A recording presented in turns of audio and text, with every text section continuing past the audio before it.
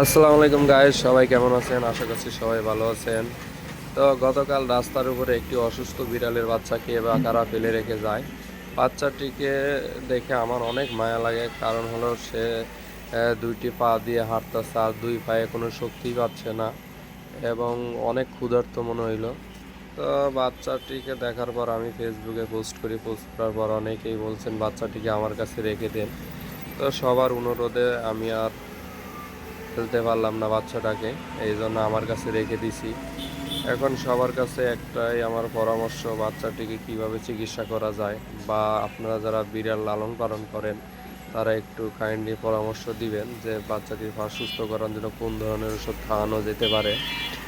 আর আশেপাশে কোনো পশু চিকিৎসকও আমি দেখতে পাচ্ছি না, কারণ হলো 100 ফিটের মধ্যে আমার জানা মতে নাই। তো যদি কারোর নজরে থেকে থাকে আমাকে একটু নক করবেন দয়া করে, আমি নিজের খরচে এটা চিকিৎসা করব।